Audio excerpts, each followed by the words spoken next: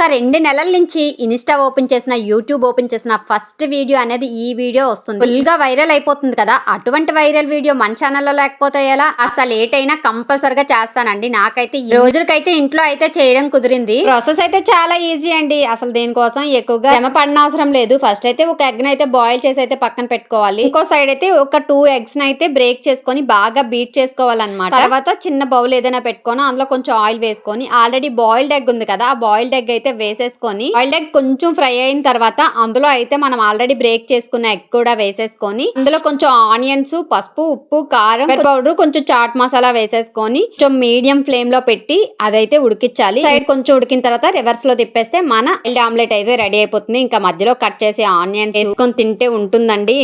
నేనైతే టేస్ట్ చూడలేదండి, మా పాప టేస్ట్ చూసింది. మా పాపకి అయితే చాలా బాగా నచ్చిందంట. చూడండి మా పాప ఎక్స్ప్రెషన్స్. ఎలా ఉంచిన్ను? ప్లీజ్ మన ఛానల్ కి సబ్స్క్రైబ్ చేసుకోవచ్చు కదా.